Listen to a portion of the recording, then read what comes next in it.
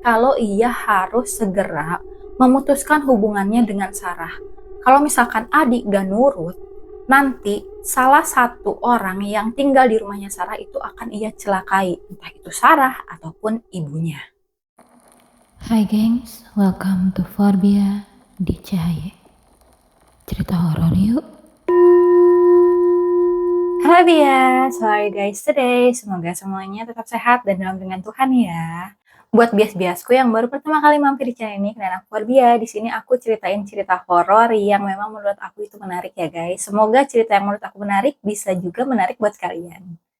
Nah, cerita horor kali ini datang dari teman aku yang namanya Adi. Untuk nama, lokasi, dan beberapa hal lainnya ini udah aku samarkan untuk menghindari hal-hal yang tidak diinginkan. Lalu sebagai informasi aja, karena ini ceritanya udah agak lama, tentu ada beberapa part yang aku udah kurang ingat. Jadi kalau misalkan nanti ceritanya agak kurang tepat atau apa, Adi aku minta maaf ya. Semoga tetap gak melenceng dari intisari cerita ini. Lalu buat teman-teman yang sekiranya itu agak berat melogikakan cerita-cerita mistis, aku harap kalian bisa anggap aja cerita ini seperti cerita dongeng pengantar tidur atau cuma sekedar cerita-cerita yang kalian bisa putar saat kalian bosen. Oke, biar gak lama-lama kita langsung aja ke ceritanya. Adi temanku ini sebenarnya tinggalnya di Jakarta. Akan tetapi, dia dilahirkan dan dibesarkan di salah satu kota yang terdapat di Pulau Sumatera. Dari kecil, Adi ini emang udah beda banget dibandingkan dengan saudara-saudaranya yang lain. Dan orang tuanya Adi pun aware terhadap hal ini. Hal ini dikarenakan karena orang tuanya Adi itu emang lumayan paham mengenai hal-hal yang berbau magis atau klinik. Ada sempat suatu hari waktu Adi masih kecil banget, ini kayak umur 5 tahun ke bawah.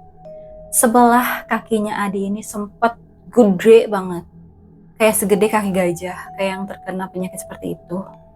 Namun setelah dibawa ke dokter manapun, gak ada yang bisa menyembuhkan kakinya Adi ini. Sehingga orang tuanya terpaksa untuk menempuh jalur lain, yaitu jalur supranatural.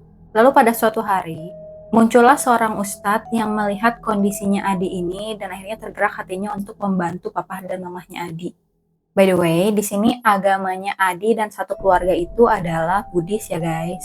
Tapi di sini aku ingin kalian itu berbijak-bijak mendengarkan bahwa sebenarnya pertolongan dari Yang Maha Kuasa itu bisa datang dari mana saja.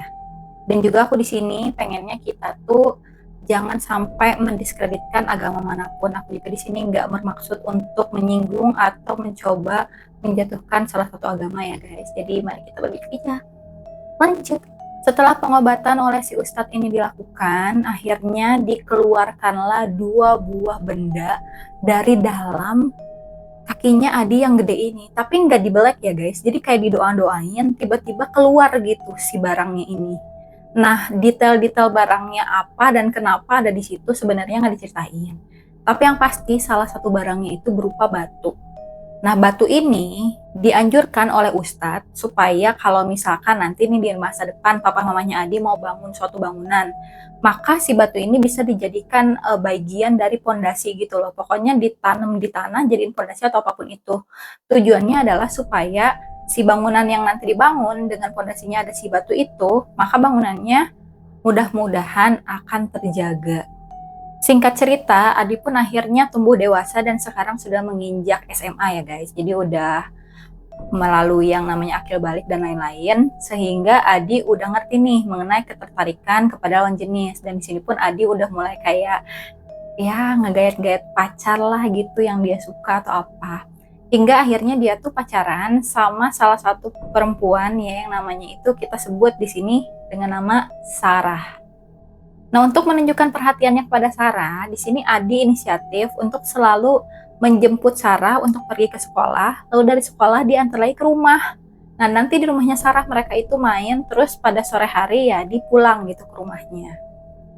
Nah, setiap kali Adi nganterin Sarah, ataupun Adi pulang dari rumah Sarah, memang mau gak mau, Adi itu akan ngelewatin sebuah pabrik yang cukup terkenal. Dan memang pabrik ini tuh ada di sebelah rumahnya Sarah banget. Di sini nggak akan aku sebutin pabriknya apa, karena nanti kalau aku sebutin tipe pabriknya ini ngejual apa, takutnya udah langsung pada ngeh ini pabrik apaan dan punya siapa. Anyway, pokoknya pabrik ini bukan pabrik terbengkalai, tapi memang masih beroperasi. Nah, karena Adi ini dasarnya emang adalah anak indigo, jadi setiap kali Adi ngelewatin si pabrik tersebut, dia selalu melihat ada sosok besar, hitam dan berbulu ini bertengger di atap si pabrik. Cuma di sini Adi pun nggak mau ngegubris hal-hal tersebut ya, jadi dia coba untuk cuekin aja, karena menurut dia kalau misalkan makhluk-makhluk tak kasat mata itu dikasih panggung, nanti mereka bakal makin caper. Dan di sini Adi juga nggak ceritain hal tersebut ke Sarah ataupun ibunya yang memang di situ tinggalnya cuma Sarah sama ibunya doang ya. Karena Adi pikir ngapain diceritain, nanti mereka ketakutan karena rumahnya sebelahan sama si pabrik ini gitu. Nah terus ada suatu hari Adi itu emang pulangnya agak malam, mungkin sekitar jam 7 atau jam 8, yang pasti langit itu udah mulai gelap. Di sini sebenarnya Adi itu nggak mau tuh pulang terlalu malam. Soalnya Adi rasa kalau misalkan dia masih di luar dalam keadaan langit itu udah gelap, nanti sosok-sosok yang muncul itu udah bakal gak karuan gitu. Udah bakal sosok-sosok yang kadang mind blowing kata dia kayak gitu. Nah sambil mikir kayak gitu, dia tuh refleks tuh matanya ngelirik ke arah atap pabrik yang biasa tempat dalam tanda kutip sosok hitam tersebut itu selalu bertengger. Nah anehnya pada saat itu sosok hitam tersebut tuh udah nggak ada guys. Di sini si Adi mungkin mikirnya mungkin udah bosen kali itu di sana bertengger mulu, dia jalan-jalan kali atau kemana gitu ya. Nah tapi sebagai gantinya di situ Adi melihat ada sosok lain, yaitu Adi samar-samar melihat ada sesosok bayangan putih dengan rambut yang panjang menjuntai sampai ke bawah kaki dan menutupi sebelah wajahnya. Nah, di sini kondisinya masih samar-samar ya. Cuma di sini karena si Adi itu mungkin agak penasaran ya dengan sosok ini, akhirnya dia pun mencoba memicingkan mata dan memfokuskan pandangannya kepada sosok tersebut. Setelah dia lihat-lihat dengan seksama, dia tuh baru ngeh. Sebenarnya rambutnya si dalam tanda kutip Mbah Kunti ini enggak menutupi sebelah wajahnya guys. Itu semua terjadi karena emang wajahnya itu tinggal sisa sebelah. Jadi sebelahnya lagi sebenarnya itu adalah tengkorak. Merinding dengan pemandangan yang ia lihat, akhirnya si Adit pun mulai memalingkan mukanya ke arah lain dan buru-buru buat pulang. Lalu keesokan harinya di sini Adi memang nggak ngejemput Sarah karena Sarah itu sakit guys. Jadi akhirnya si Adi mikir ya udah deh ntar gue akan jenguk cewek gue kalau gue udah beres pulang sekolah. Nah sore itu pun Adi pergilah melaju ke rumahnya Sarah dengan motornya lalu menghabiskan beberapa waktu di sana. Nah saat dia jalan pulang Adi dapat melihat kalau misalkan si sosok kunti tengkorak ini masih ada di atap pabrik, namun kali ini Adi udah pintar nih, jadi dia udah mulai cuekin sosok tersebut. Setelah malam tiba dan sudah waktunya Adi buat tidur, Adi itu bermimpi lumayan aneh guys. Karena dia merasa dirinya itu berada di satu area yang bener-bener gelap gempita banget. Jadi dia udah gak bisa ngelihat ke kanan ataupun ke kiri ya, karena bener-bener gelap gitu. Terus pas dia lagi cari-cari cahaya lah ya, pokoknya dia kayak jalan sini gitu loh. Untuk ngeliat dia tuh ada di mana. Tiba-tiba pas lagi balik, kunti tengkorak yang selalu nangkring di atap pabrik itu tiba-tiba udah ada di depan matanya.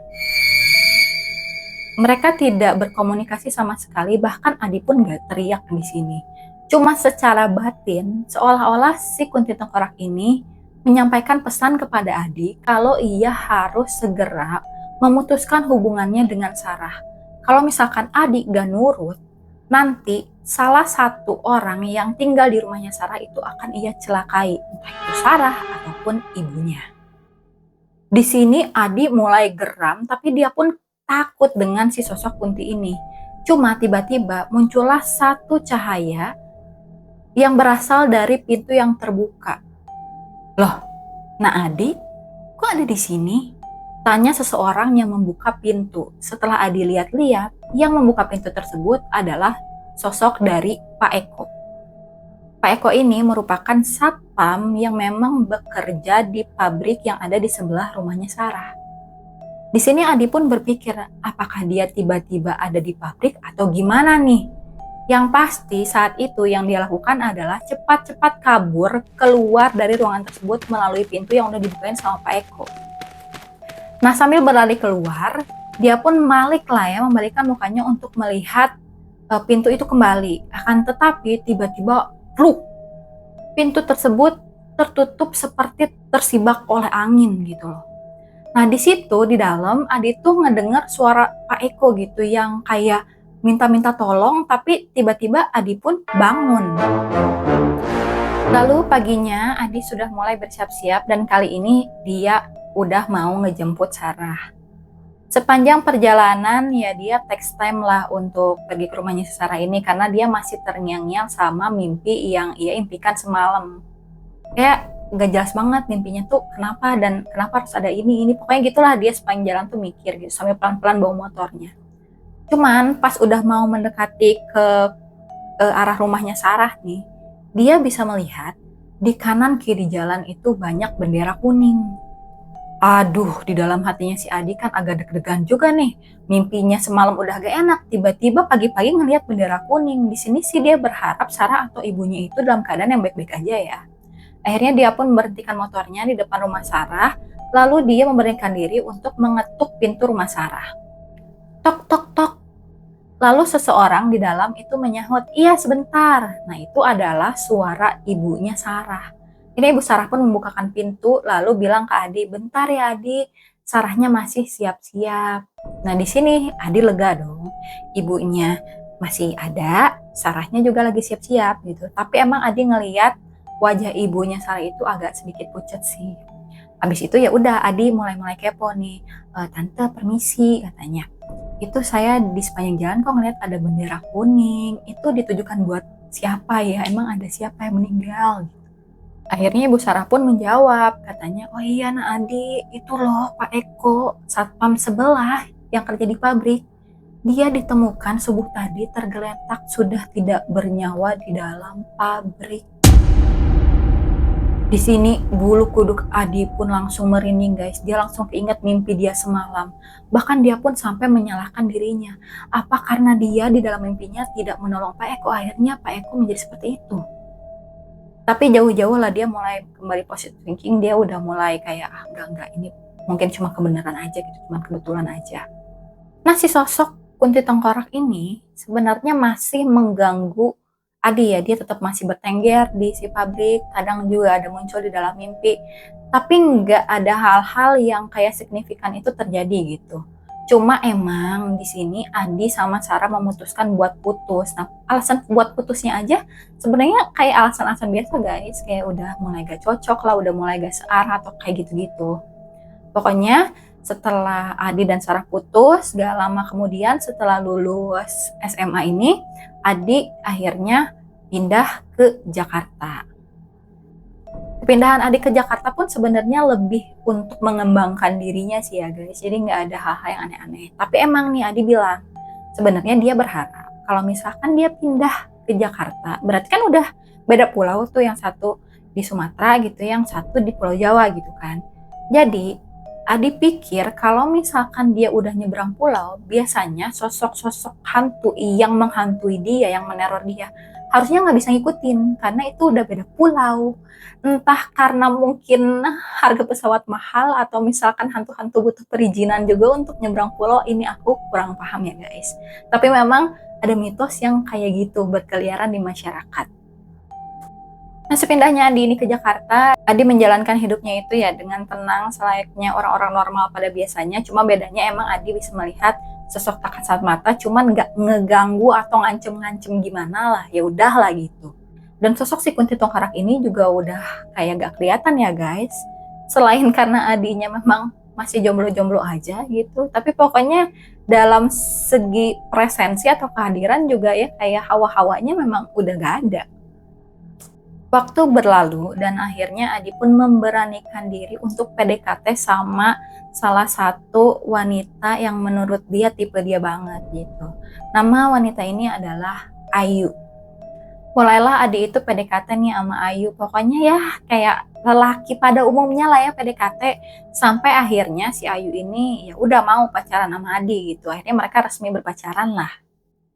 Nah, selama berpacaran ini nggak ada hal yang aneh-aneh. Ya paling kayak berantem-berantem kecil, kayak masalah dia pengen makan seblak, yang ini pengen makan mie ayam, atau masalah kangen-kangen kayak gitulah ya. Masalah-masalah pacaran kayak biasa. Jadi gak akan aku ceritain di sini secara detailnya. Intinya mereka berbahagia, lucu-lucuan semua selama bertahun-tahun.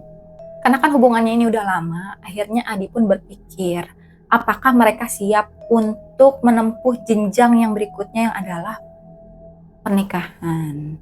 Di sini Adi nggak langsung ngelamar atau kayak gimana ya, gimana pun kan namanya habis pacaran harus ada obrolan-obrolan lah tentang masa depan, kayak values hidup kamu itu apa sih red flag atau hal yang kamu kayak turn off nih, nggak mungkin nih kalau lu kayak gini, pokoknya cut the deal kayak gitu-gitulah ya. Akhirnya si Adi pun nanya lah ke si Ayu, yuk kita kan udah lama, kira-kira kamu melihat aku gak di masa depan sebagai suami kamu, kayak gitu-gitu deh guys. Nah di sini Ayu pun kayak menyambut deh dengan ya positif lah ya, karena mereka tuh ngobrol sampai malam banget saking serunya ngehalu tentang kalau menikah itu bakal kayak gimana gitu. Nah karena udah malam, intinya si Ayu pun dibalikin ke rumahnya, terus Adi pun balik juga ke rumahnya. Cuman karena dia masih euforia menghalukan masa depan dia bersama Ayu, nah hal-hal tersebut tuh sampai ke bawah ke dalam mimpi guys. Jadi dalam mimpinya itu seolah Adi itu lagi nyetir lah di jalanan yang cukup besar, dan di sebelahnya itu ada Sarah. Cuman di sini lucunya Sarah itu lagi berbadan dua gitu kan. Terus mereka tuh kesannya tuh kayak ngobrol sepanjang jalan gitu, terus ngeliat-ngeliat pemandangan, dan Adi pun kayak ngeliat dengan jelas papan-papan eh, penunjuk jalan dan juga bangunan-bangunan yang dia lewatin gitu. Sampai akhirnya dia tuh berbelok ke arah jalan yang memang cukup kecil, yang tadinya muat 5 mobil gitu, sekarang cuman kayak 2 mobil arah kesini arah kesini gitu doang. Terus 3 kilometer di depan Adi itu bisa melihat satu pagoda yang mungkin seukurannya tuh ukuran rumah 3 tingkatan lah. Nah dia tuh jalan mendekat gitu ya, lalu dia pun berbelok masuk ke dalam tempat si pagoda ini berada. Akhirnya dia pun memarkirkan mobilnya di situ, lalu dia membantu Ayu. Dari tadi Sarah apa Ayu tuh gue ngomongnya? Ayu kali udah.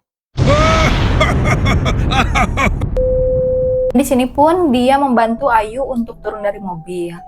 Nah ternyata tempat yang mereka tuju itu adalah sebuah wihara.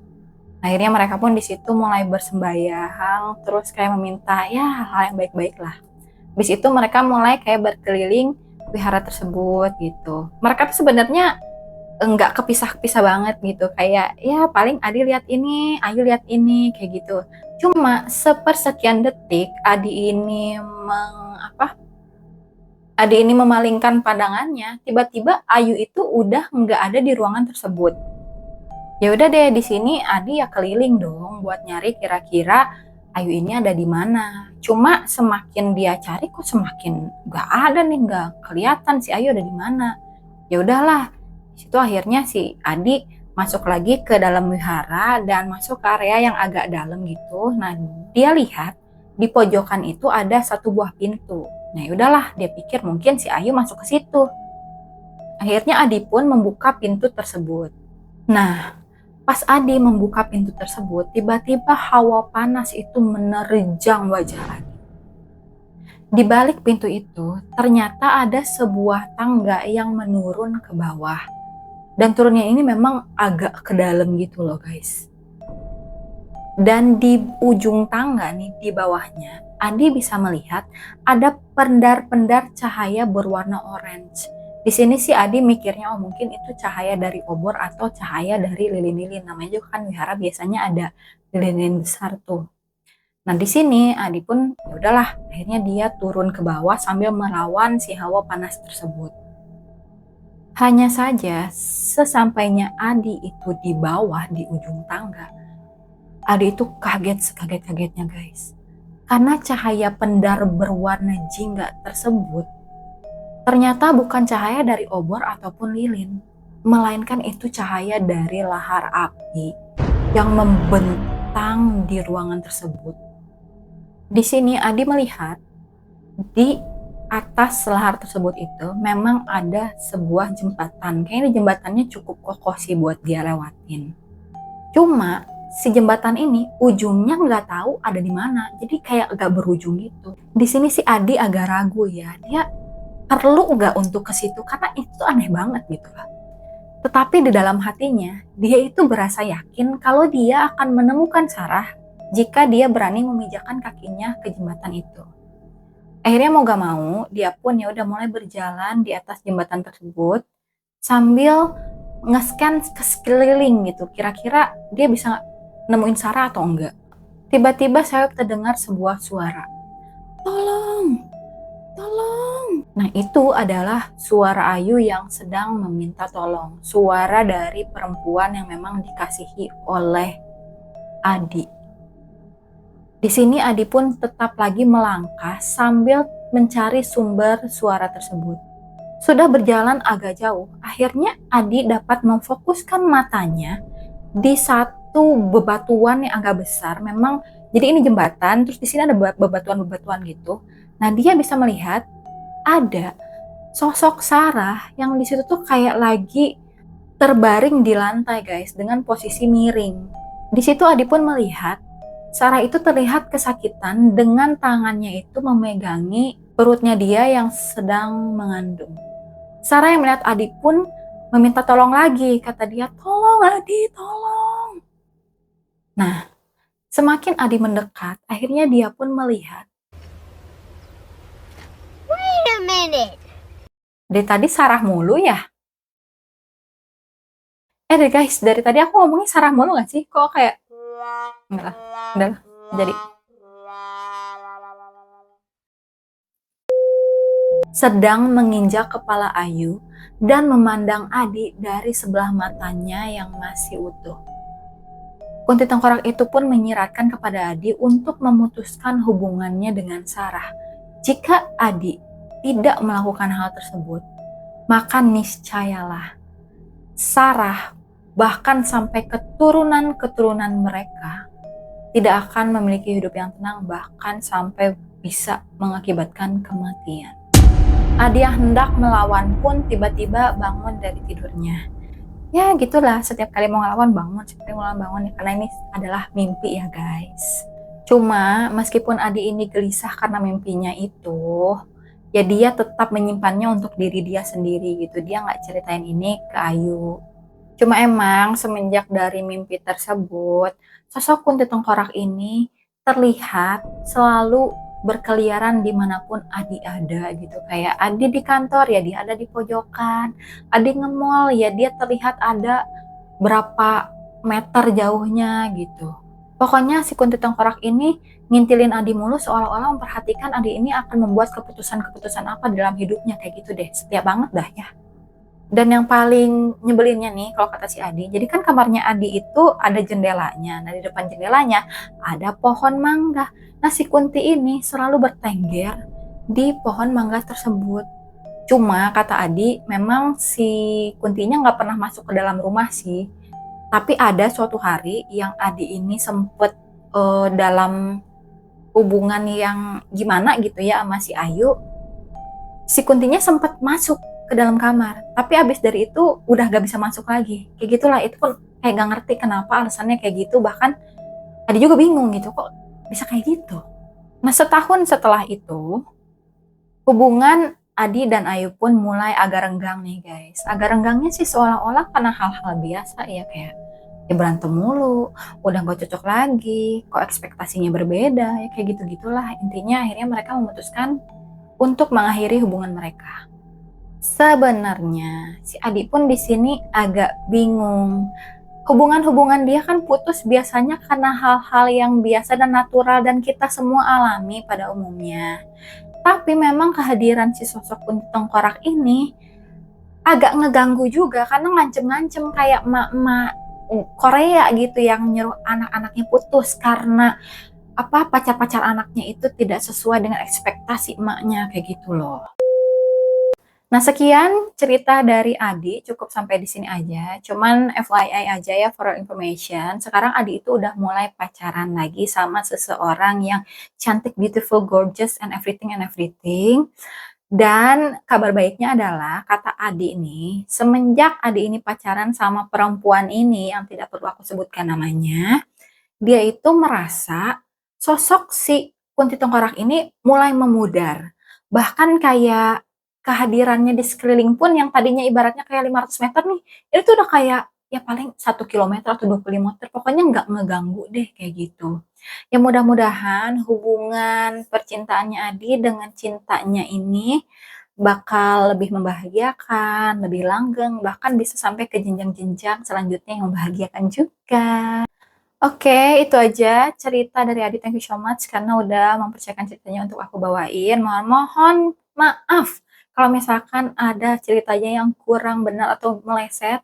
Jadi kita sama-sama di sini anggap aja ceritanya cerita fiksi ya. Kalau misalkan memang aku ada salah-salah. Tapi mostly ceritanya benar sih, mostly ceritanya benar kayak gitu. Nah, buat kalian teman-teman, kalau kalian suka sama cerita ini, silakan di-like. Jangan lupa kalian juga support aku dengan subscribe karena itu bakal bikin aku senang banget dan sekaligus supaya nanti kalian gak ketinggalan cerita-cerita baru dari aku karena notification-nya nanti kan bakal nyala tuh. Terus tombol loncengnya juga bakal ngasih tahu, "Teng, ada cerita baru dari Fabia," kayak gitu. Oh iya, buat yang punya cerita horor lainnya, kalian boleh share ke email aku yang ini. Oke, itu aja guys cerita dari aku. Makasih udah nonton. See you in the next video guys. Bye-bye.